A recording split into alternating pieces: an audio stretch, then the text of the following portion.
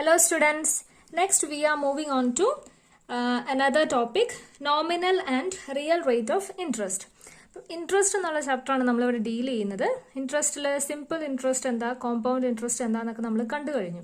Okay, then nominal interest rate എന്ന് പറഞ്ഞാൽ എന്താണ്? Refers to the interest rate before taking inflation into account. Inflation എന്ന് പറഞ്ഞാൽ എന്താണ്? Purchasing power of money get decreased. Inflation എന്ന് പറഞ്ഞാൽ പണപ്പെരുപ്പം എന്നാണ് അർത്ഥം. ഇപ്പം പണപ്പെരുപ്പം നടക്കുമ്പോൾ എന്താ സംഭവിക്കുന്നത്?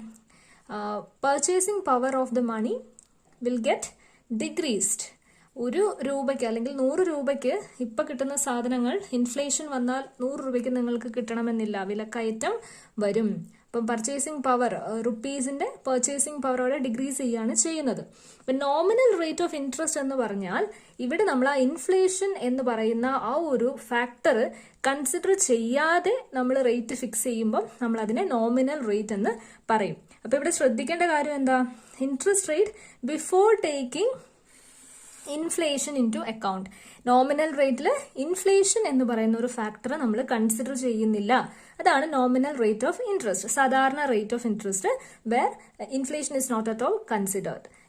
Okay, then real rate of interest എന്ന് പറഞ്ഞാലോ, റിയൽ റേറ്റ് ആണ് നമ്മൾ ഇൻഫ്ലേഷൻ കൺസിഡർ ചെയ്തതിന് ശേഷം നമ്മൾ ഫിക്സ് ചെയ്യുന്ന ഇൻട്രസ്റ്റ് റേറ്റ് ആണ് എന്ത്?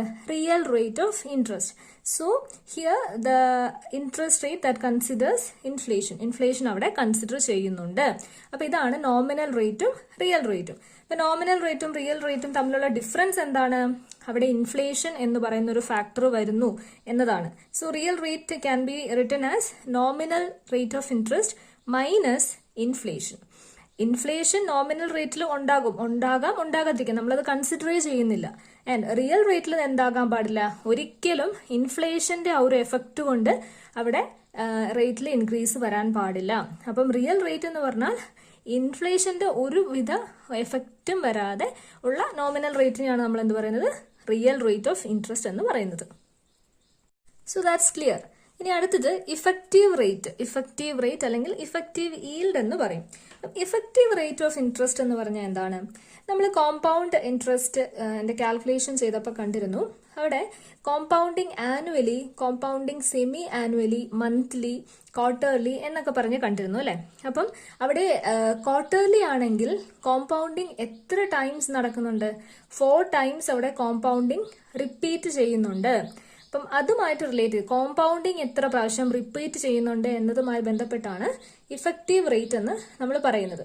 So effective rate is the actual rate that you earn on an investment or pay on a loan after the effect of compounding frequency are considered. Compounding frequency കൂടെ consider ചെയ്തതിനു ശേഷം നമ്മൾ ഒരു rate fix ചെയ്യുകയാണെങ്കിൽ അതിനെ effective rate എന്ന് പറയും. സാധാരണ റേറ്റ് അതിന്റെ കൂടെ നമ്മൾ ആ compounding frequency means what? Number of റിപ്പീറ്റേഷനാണ് നമ്മൾ ഫ്രീക്വൻസി എന്ന് റെപ്രസെന്റ് പറയാം. അപ്പൊ ഇവിടെ കോമ്പൗണ്ടിങ് ഒരു വർഷത്തിൽ 1 പ്രാവശ്യമാണോ 2 പ്രാവശ്യമാണോ 4 ആണോ 6 ആണോ അതോ 12 പ്രാവശ്യവും റിപ്പീറ്റ് ചെയ്യുന്നുണ്ടോ, അതിന്റെ ബേസിലാണ് നമ്മൾ ഇഫക്റ്റീവ് റേറ്റ് എന്ന് പറയുന്നത്. ഓക്കെ, അപ്പം ഈ കോമ്പൗണ്ടിങ് റിപ്പീറ്റ് ചെയ്യുന്ന അനുസരിച്ച് as the number of compounding periods increases effective rate also increases. ഇപ്പൊ ഇഫക്റ്റീവ് റേറ്റ് എന്ന് പറഞ്ഞാൽ എന്താണ്? സാധാരണ നോമിനൽ റേറ്റ് തന്നെയാണ്, പക്ഷേ അവിടെ കോമ്പൗണ്ടിങ് ഒരുപാട് പ്രാവശ്യം നടക്കുന്നു. ഒരു വർഷത്തിൽ തന്നെ അനവധി പ്രാവശ്യം കോമ്പൗണ്ടിങ് ചെയ്യപ്പെടുന്നുണ്ടെങ്കിൽ അത് ഇഫക്റ്റീവ് റേറ്റിൽ വ്യത്യാസം വരാൻ സാധ്യതയുണ്ട്. ഇപ്പം കോമ്പൗണ്ടിങ് ഒറ്റ തവണയെ നടക്കുന്നുള്ളൂ. ദാറ്റ് മീൻസ് കോമ്പൗണ്ട് ആനുവലി എന്നാണ് പറയുന്നത്. അങ്ങനെയാണെങ്കിൽ സാധാരണ നോർമൽ റേറ്റും ഇഫക്റ്റീവ് റേറ്റും സെയിം ആയിരിക്കും. ദെൻ കോമ്പൗണ്ടിങ് ക്വാർട്ടർലി ആണെന്നാണ് പറയുന്നത്. അപ്പം ശരിക്കും പറഞ്ഞാൽ 4 തവണ അവിടെ കോമ്പൗണ്ടിങ് നടക്കുന്നുണ്ട്. അവിടെ നോമിനൽ റേറ്റും ഇഫക്റ്റീവ് റേറ്റും തമ്മിൽ ഡിഫറൻസ് ഉണ്ടാകും. എത്ര തവണ കോമ്പൗണ്ടിങ് റിപ്പീറ്റ് ചെയ്യുന്നു അതനുസരിച്ച് ഇഫക്റ്റീവ് റേറ്റ് ഇൻക്രീസ് ചെയ്യുകയാണ് ചെയ്യുക. ഇവിടെ എഴുതിയിട്ടുണ്ട് as the number of compounding period increases the effective rate also increases. അപ്പം ഇഫക്റ്റീവ് റേറ്റ് എന്ന് പറഞ്ഞിട്ടുണ്ടെങ്കിൽ ഇഫക്റ്റീവ് മോസ്റ്റ്ലി നമ്മൾ ആ ഒരു എഫിഷ്യൻസി കൺസിഡർ ചെയ്യുന്നു എന്നാണ് അവിടെ മീൻ ചെയ്യുന്നത്. ഓക്കെ, കോമ്പൗണ്ടിങ് കൂടുന്നതനുസരിച്ച് ഇഫക്റ്റീവ് റേറ്റ് കൂടും. ഓക്കെ, അപ്പൊ നമുക്ക് എഫക്റ്റീവ് റേറ്റ് എങ്ങനെ കണ്ടുപിടിക്കാം? Effective rate is equal to 1 + i / n all raised to n minus 1. ഇതാണ് ഇഫക്റ്റീവ് റേറ്റ് കണ്ടുപിടിക്കാനുള്ള ഇക്വേഷൻ. അപ്പോൾ ഇവിടെ രണ്ട് വേരിയബിൾസ് തന്നിട്ടുണ്ട് അല്ലേ, I and N.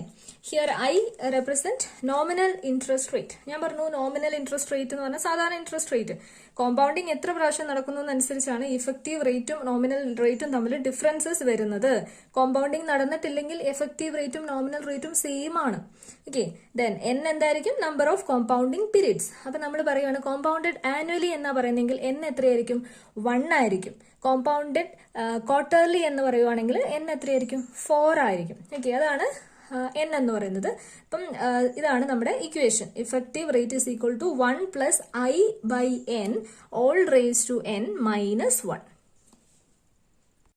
Moving on to the question, what effective rate will a stated annual rate of 6% yield when compounded semi-annually? ഇപ്പം നിങ്ങളോട് എന്താണ് കണ്ടുപിടിക്കാൻ പറഞ്ഞിരിക്കുന്നത്? ഇവിടെ ഇഫക്റ്റീവ് റേറ്റ് ആണ് കണ്ടുപിടിക്കാൻ പറഞ്ഞിരിക്കുന്നത്. ആൻഡ് നമുക്ക് എന്തിനോട് തന്നിട്ടുണ്ട്? ഇവിടെ നോമിനൽ റേറ്റ് തന്നിട്ടുണ്ട്.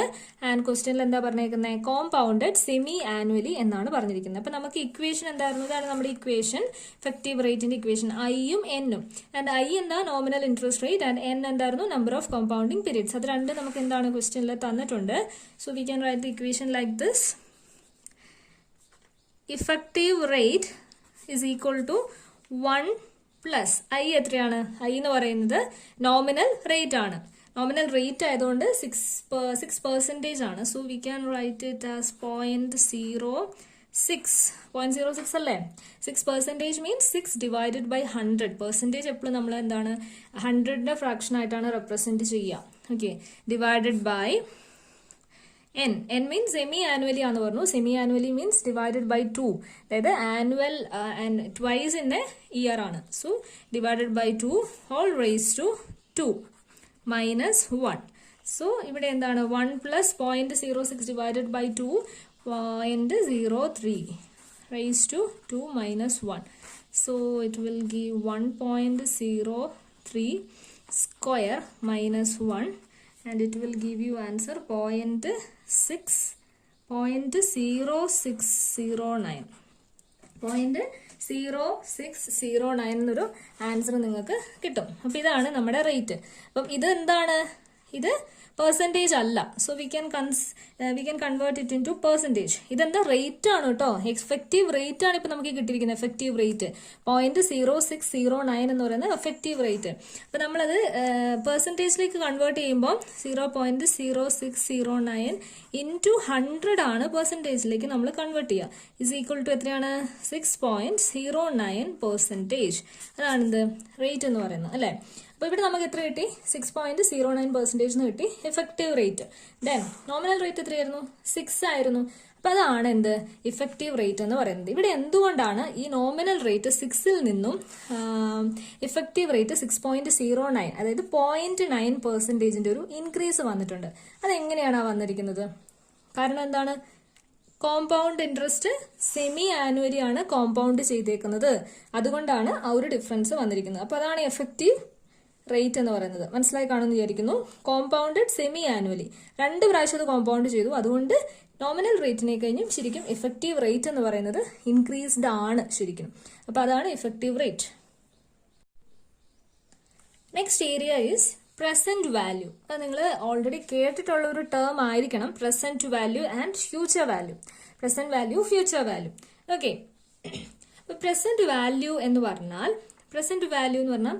Current value of a future sum of money. Future sum of മണിയുടെ കറന്റ് വാല്യൂവിനെയാണ് നമ്മൾ എന്ത് പറയുന്നത്? പ്രസന്റ് വാല്യൂ എന്ന് പറയുന്നത്. It is calculated on discount rate.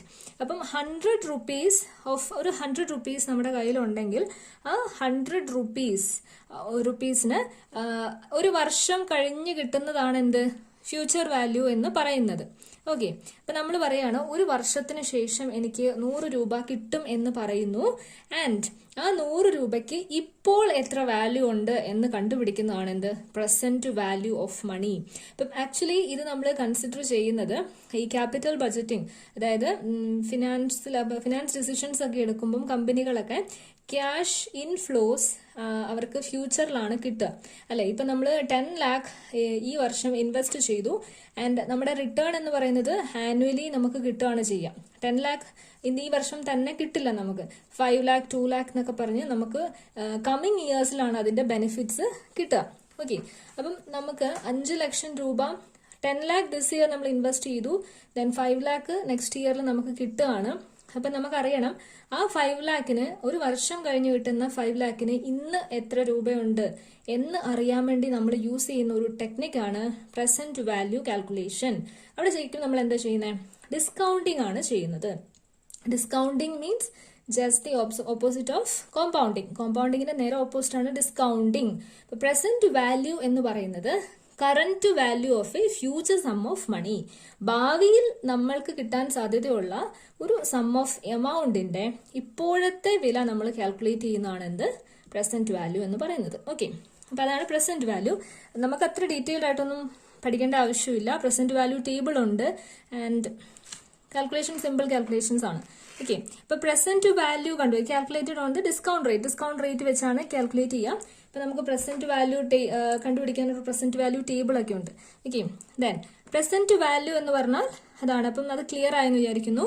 Present വാല്യൂയുടെ ഇക്വേഷൻ നോക്കാം. Present value is equal to future value divided by 1 plus i whole raised to n.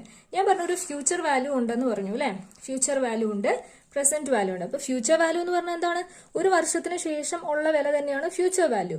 ആ ഒരു വർഷത്തിന് ശേഷം കിട്ടുന്ന ആ വാല്യൂവിന്റെ ഇപ്പോഴത്തെ വിലയാണ് എന്ത്? പ്രസന്റ് വാല്യൂ എന്ന് പറയുന്നത്. ഓക്കെ, അപ്പൊ നമുക്ക് പ്രസന്റ് വാല്യൂ എങ്ങനെ കണ്ടുപിടിക്കാം? Future value divided by 1 plus i all raised to n. അപ്പൊ future value FV future value I എന്താണ് നമുക്കറിയാം? റേറ്റ് ആണ്. ഈ I എന്നുള്ള പ്ലേസിൽ നമുക്ക് 6 വേണേലും യൂസ് ചെയ്യാം കേട്ടോ. റേറ്റിന് നമ്മൾ 6 ആയിരുന്നു യൂസ് ചെയ്ത് പോകുന്നത്. ബട്ട് ഇവിടെയൊക്കെ നമ്മൾ I എന്നാണ് യൂസ് ചെയ്യുന്നത്. I can also be replaced by R. Then N number of periods. ഈ പീരിയഡ്സ് എന്ന് കൊടുത്തിരിക്കുന്നത് എന്തുകൊണ്ടാണെന്ന് വെച്ചാൽ N is number of years ആയിരുന്നു നമ്മൾ എപ്പോഴും പറയാറ് അല്ലെ. Number of years. Then compound interest കാണുമ്പോൾ നമ്മൾ നേരത്തെ പറഞ്ഞു compounded annually, semi annually, quarterly, monthly, അങ്ങനെ നമുക്ക് എങ്ങനെ വേണമെങ്കിലും കോമ്പൗണ്ട് ചെയ്യാം. അതുകൊണ്ടാണ് നമ്മൾ നമ്പർ ഓഫ് പീരിയഡ്സ് എന്ന് ഇവിടെ കൊടുത്തിരിക്കുന്നത്. നമ്പർ ഓഫ് ഇയേഴ്സ് എന്ന് കൊടുത്തിട്ടുണ്ടെങ്കിൽ അവിടെ കറക്റ്റ് ആവില്ല. കാരണം ഒരു ഇയറിൽ തന്നെ പല പീരിയഡ് ആയിട്ട് അത് കോമ്പൗണ്ട് ചെയ്ത് പോകാറുണ്ട്. So n can be denoted as number of periods. ഇതാണ് പ്രസന്റ് വാല്യൂ ആൻഡ് പ്രസന്റ് വാല്യൂയുടെ ഇക്വേഷൻ ഇതാണ്. അപ്പൊ അതിന്റെ കൂടെ തന്നെ ഉള്ള ഒരു ഇതാണ് ക്യുമുലേറ്റീവ് പ്രസന്റ് വാല്യൂ. അത് കാൽക്കുലേഷൻസ് ഒന്നുമില്ല, ജസ്റ്റ് ഒന്ന് അറിയാൻ വേണ്ടി പറയാണ്. Summing the contributions of future value.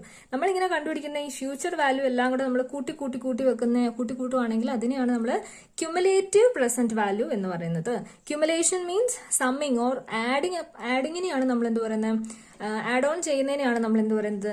Cumulation എന്ന് പറയുന്നത്.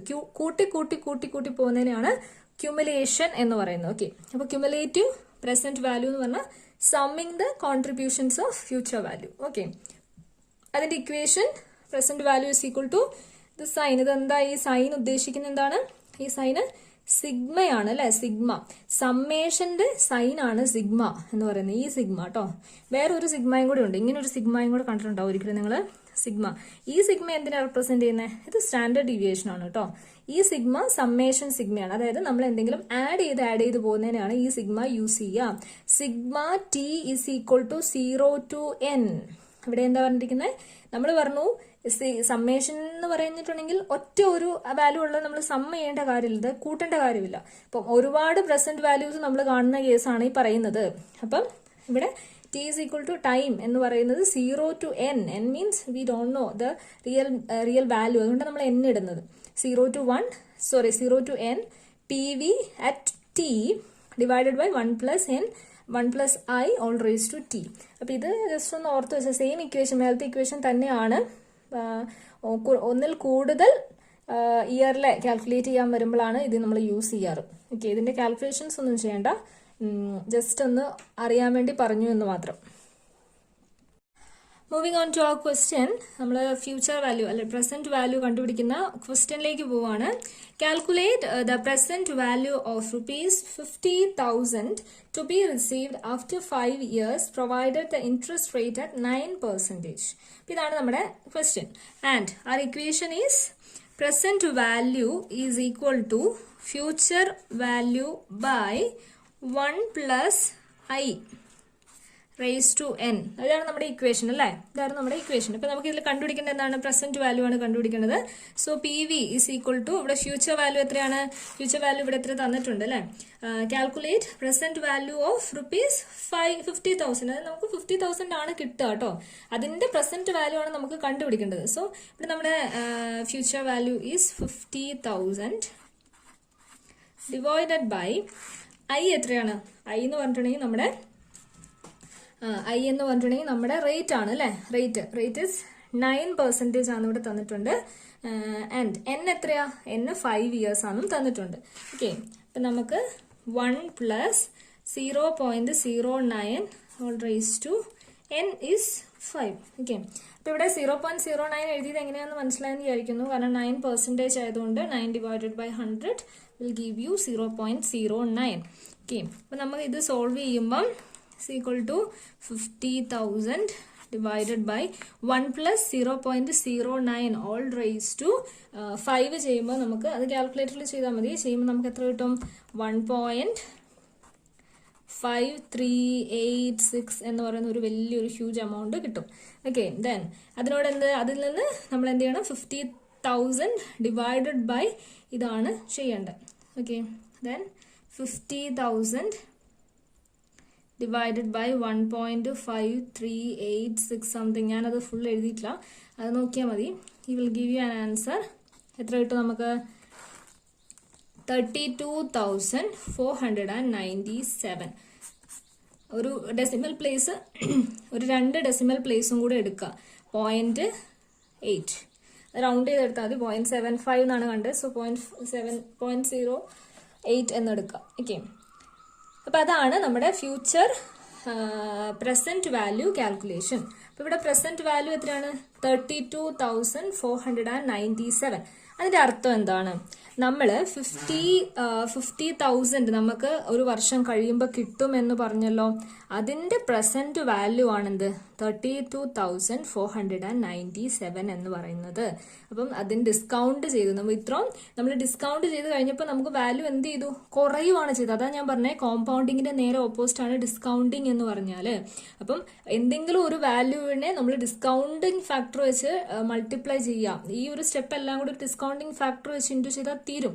പക്ഷെ നമുക്ക് ഇക്വേഷൻ വൈസ് ആണ് നമുക്ക് പ്രോബ്ലം ചെയ്യാനുള്ളത്. അതുകൊണ്ടാണ് നമ്മൾ ഇങ്ങനെ ചെയ്യുന്നത്. ഓക്കെ, അപ്പം ഏതെങ്കിലും ഒരു വാല്യൂവിനെ നമ്മൾ ഡിസ്കൗണ്ട് ചെയ്യുമ്പോൾ അതിന്റെ വാല്യൂ കുറയുന്നു, കോമ്പൗണ്ട് ചെയ്യുമ്പോൾ വാല്യൂ കൂടുന്നു. So this is the present value of 50,000 after 5 years. 5 വർഷത്തിന് ശേഷം 50,000 രൂപ എന്ന് പറയുന്നത് 32,497 രൂപയേ ഉള്ളൂ എന്നാണ് പറയുന്നത്. ഓക്കെ.